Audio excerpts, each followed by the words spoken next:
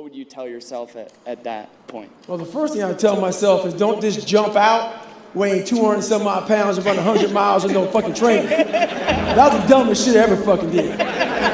So the one thing I would do though is I would start to be fucking scientific on your recovery. Okay. It's not so much the distance, it's the recovery. If you're trying to put 300 miles, like what's the distance? Like, so what's the time frame between each one?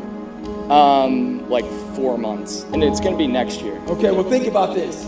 I did 800s in 8 consecutive weekends. So when you're fucking out there, just think about this. 300 pound, fat ass motherfucker with stretch marks went out there and said, fuck it.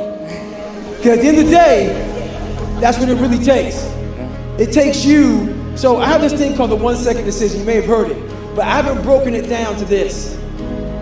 So, military training, Hell Week, you know what that is, right? SEAL training. Yeah. It's 130 hours. Yeah. The reason why people fucking fail, it's not the 130 hours that get you. It's the 450,000 fucking seconds. And you only gotta fuck up on one of them. Okay? Does that make sense? Yeah. People, you can get 449,000 seconds right. You will fucking lose by 1 fucking second. So when you're out there, keep that shit in your fucking mind. Don't go out there for 100 miles. If it takes 24 fucking hours, do the seconds, because that's how much focus and dedication it takes to whatever the fuck you do in life. It takes every fucking, that's why people lose. Because think about that, to be fucking wired in for that fucking long. That's what it takes. Thanks, man. All right, man. Savage mentality. It's a primal instinct, whether you fucking believe it or not. We all have it. I'm trying to hurt every motherfucker's feelings in the world. Anybody who thought I wasn't gonna be somebody, it's never enough. Like a dog. I got a little fucking bulldog at home, and I can't feed that motherfucker enough food. I feed, he will eat, she will eat until she's dead. That's me. I leave no scraps on the table for anyone to pick up. And that's the mentality that you must have if you want to be great. And the thing about greatness is this. The sad thing about it, most of us never even think about it because we don't believe it's even in our arena.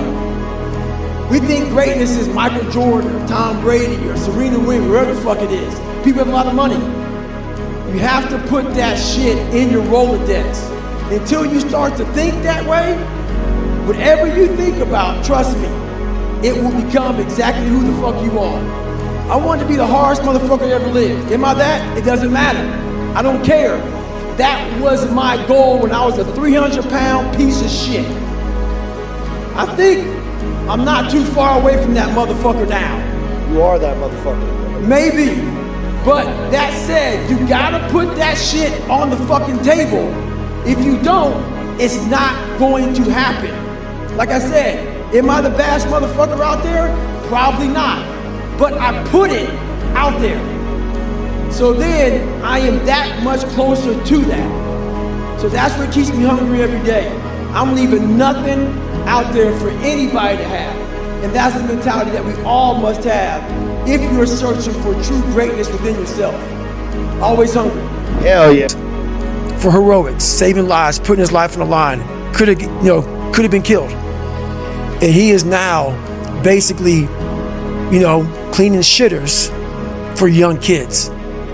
And we can all imagine how that probably went. There's probably some, little bit of taunting here and there. And he just sat there and cleaned the shitter. So that's why he's in my trained humility part, because for this man to be at the level he was and have that kind of humility to go, I'm a Medal of Honor winner, but I'm gonna put that in my closet, and I'm gonna pick up my broom and dustpan, and I'm gonna pick up, this rag and clean this shit for these young men. That right there is amazing for me, man. That's where you grow. That's growth, huge growth. And also it shows that he was doing his job. He was a servant. He didn't look at himself any better than anybody else. And the second you do that, you totally lost. You cannot look at yourself like people with me even. I always look at people. I know where you are. I know where, because I've been there. That's why I help so many people out. I've never been above you. I've always pretty much been beneath you, and that's where my knowledge came from. So I know how to reach those people who are in the dungeon, because I've been there so many times.